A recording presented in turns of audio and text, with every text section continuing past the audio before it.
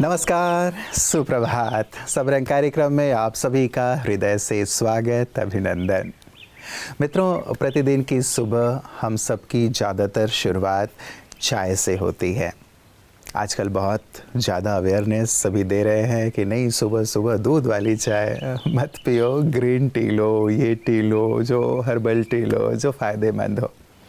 आज मैं आपको अलग अलग कुछ टी पिलाने वाला हूँ, राइट। उसका फ्लेवर हम लेंगे, क्योंकि वैसे भी अलग अलग फ्लेवर की चाय यदि हम पीते हैं बड़ा मज़ा आता है। हाँ, नुकसान कारक जो चाय है वो नहीं, लेकिन आज मैं जो चाय आपको पिलाऊंगा ना, वो बहुत ही स्वास्थ्यवर्धक है और आपको ताजगी से, आनंद से भर देने वाला है।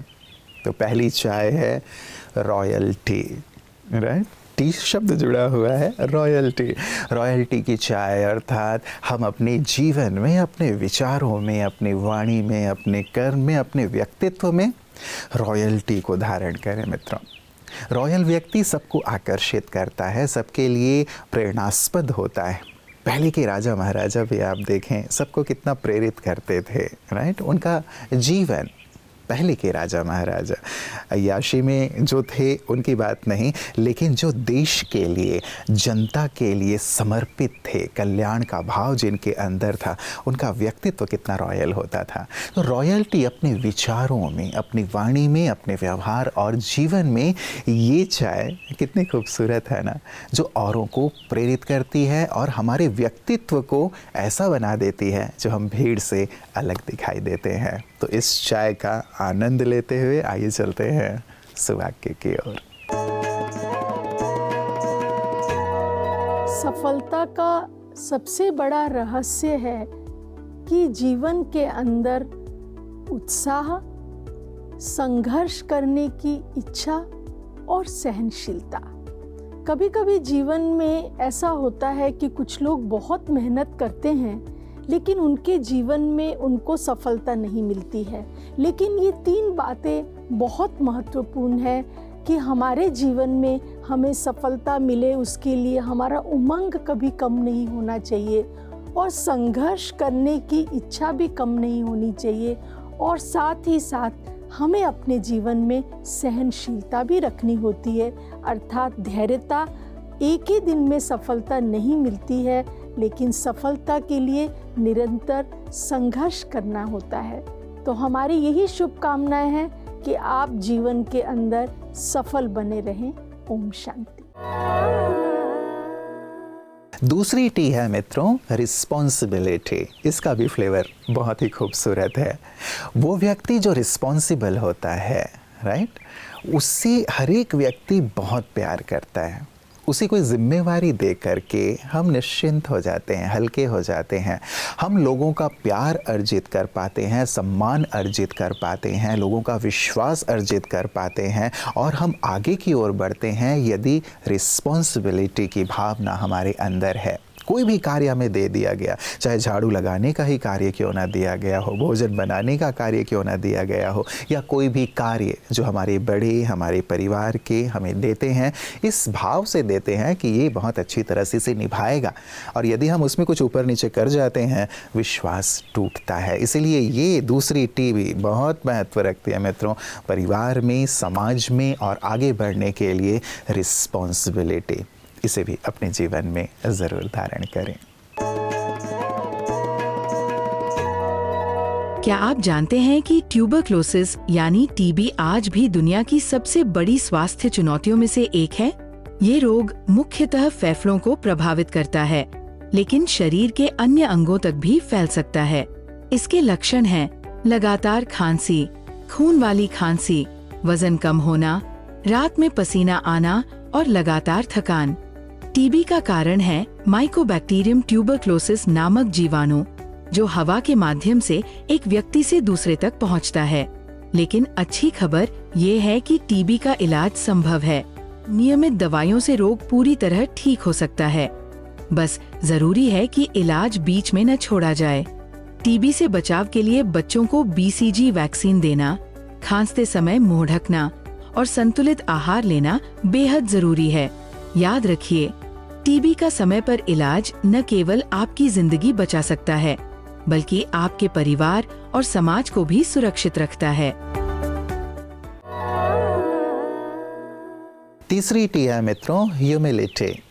रिस्पॉन्सिबिलिटी के साथ साथ हमारे जीवन में एक ह्यूमिलिटी, नम्रता की भावना हो। विनम्रता अपने आप में बहुत ही खूबसूरत सी चीज़ है ना।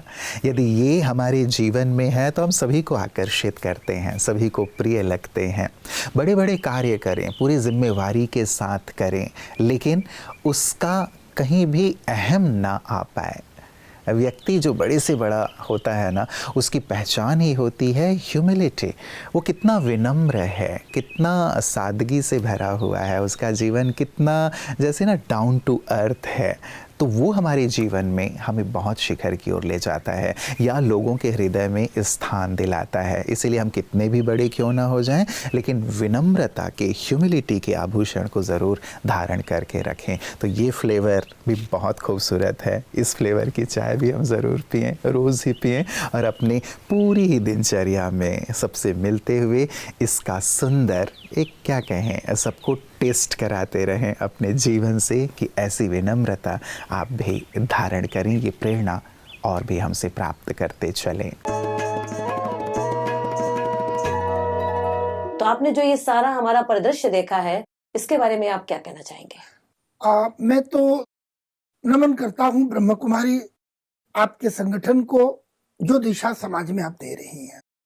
बिल्कुल सामयिक, जो प्रत्येक मनुष्य के जीवन में या घर में एक स्थान पे अपने बहुओं को दर्शाया कि किस प्रकार से अपने सास ससुर के साथ व्यवहार करते हैं, पुत्र कैसा कर रहा है, व्यापारी क्या कर रहे हैं, या कोई सामान्य व्यक्ति सामान्य जीवन में किसी के साथ क्या व्यवहार है, स्वयं का आचरण कैसा, सारी चीजों को आपने दर्शाया है।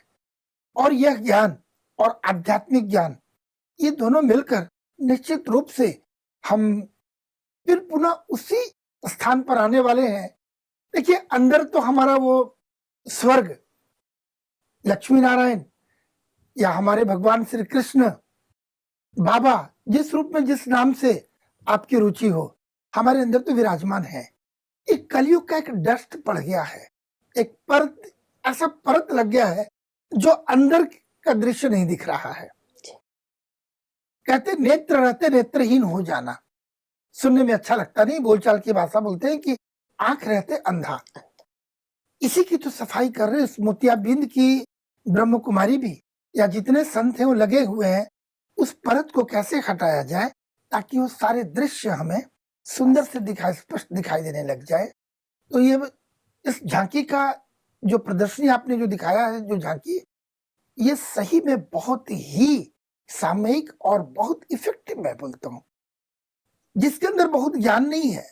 अगर सजगता से आंखों के साथ साथ मन के द्वार को खोलकर, हृदय के द्वार को खोलकर एक बार इस झांकी का अवलोकन कर ले, तो उसके अंदर में क्रांति आएगी और वह निश्चित सतमार्ग पे चल पड़ेगा।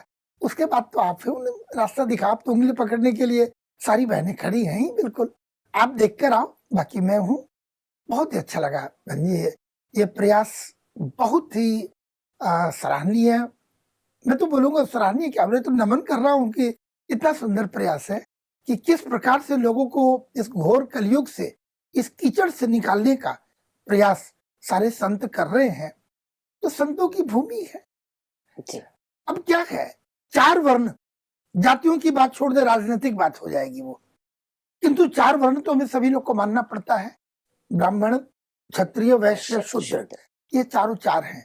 ये चारों को लेकर ऊपर में ये संत, अगर ऊपर से इनका संरक्षण मिल जाए तो ये हनुमान जी की गदा या शक्ति जो कहते हैं, अब इसका स्वरूप बन जाता है हमारा उस गदे की तरह, उस स्वरूप की तरह, जहाँ कहते हैं कि वो शक्तिशाली हो गया।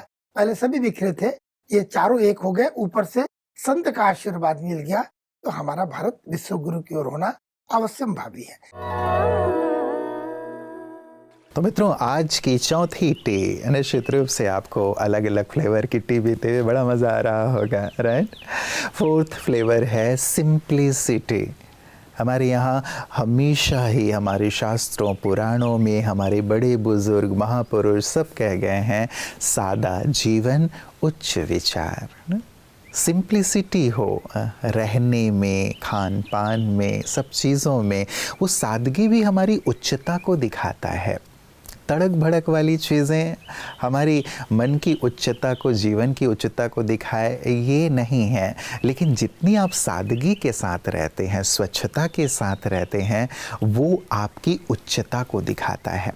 और वास्तव में जो व्यक्ति जितना सादा होता है ना, उसके विचार उतने ही उच्च होते हैं, उतने ही महान होते हैं। इसीलिए सिंप्लिसिटी बहुत ही प्यारा सा गुण है। इस पर भी विचार जरूर कीजिएगा, बहुत ही गहन है और बहुत ही विस्तृत है। मैं आप सबको एक एक फ्लेवर दिए जा रहा हूँ ताकि सारे दिन आप इन चायों का आनंद लेते रहें। ये जो सिंप्लिसिटी है वो भी अपने आप में बहुत खूबसूरत सा गुण है।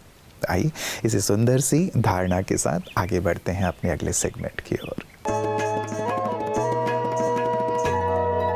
श्रीमद् भगवद गीता जैसे कि हथेली पे बहिष्ट है मनुष्य आत्मा के लिए, बहिष्ट का रास्ता दिखाने वाला, अपने अंदर के अमृत को पहचानने के लिए प्रेरित करने वाला अद्भुत एक पारसमणि है भगवद गीता। जैसे सुनते हैं पारसमणि के स्पर्श से लोहा भी सोना हो जाता है, इसी तरह परमात्मा के इन अमृत वाणियों को अपनाने से, जीवन में उतारने से लोहे जैसा बना हुआ मानव का मन सोने जैसा हो जाता है। ऐसे सोने जैसा शुद्ध, सात्विक और पवित्र बनाने के लिए परमात्मा मनुष्य आत्मा को बार बार ये दिग्दर्शन देते हैं कि तुम्हारे शत्रु कोई बाहर नहीं है, कोई व्यक्ति नहीं है, तुम्हारे शत्रु अपने अंदर छिपे हुए रजोगुण से उद्भवित ये काम क्रोधादि विकार है। इनको विकार समझकर इनके ऊपर अपना नियंत्रण साधना है। इसके लिए हमारे अंदर सत्व गुण से प्रेरित प्रेम भाव को, शक्तिशाली मनोदशा को बढ़ाना है, जिसके फलस्वरूप काम क्रोध का प्रभाव कम हो जाएगा। जितना हम अपने सात्विक स्वरूप में स्थित होते रहेंगे, रजोगुण का प्रभाव कम होगा, उतना ही हम अपने विकारों के ऊपर विजयी बन सकेंगे। यही तो भगवान चाहते हैं और आज की दुनिया की डिमांड भी यही है। मित्रों, ये पांचवा जो लास्ट टी मैं आपको पिलाने वाला हूँ, उसमें सारे ही टी शामिल हैं। ये सचमुच अपने आप में बहुत ही अद्भुत है। इसका स्वाद भी अद्भुत और जीवन को ये अद्भुत बना देने वाला एक पारसमणि के समान है, जो सचमुच लोहों को भी सोना बना देता है। और वो है स्पिरिचुअलिटी। स्पिरिचुअलिटी, कई लोग शब्द सुन के सोचते हैं कि ये धर्म से जुड़ी हुई चीज़ है, हमारी काम की चीज़ नहीं है। लेकिन वास्तव में स्पिरिचुअलिटी जीवन जीने की कला है, व्यवहार की कला है, सोचने की कला है, बोलने की कला है और अपने जीवन को सार्थक करने की कला है, अपने जीवन को सफलता के शिखर की ओर ले चलने की कला है। ये हमें स्पिरिचुअलिटी सिखाती है। और जहाँ स्पिरिचुअलिटी आ जाती है ना, स्पिरिचुअलिटी अर्थात स्वयं को समझना, स्वयं के साथ वक्त बिताना, स्वयं को निखारना, स्वयं को परिष्कृत करना और साथ ही जो सर्वोच्च है, सुप्रीम है, परमात्मा, उनसे जुड़ना।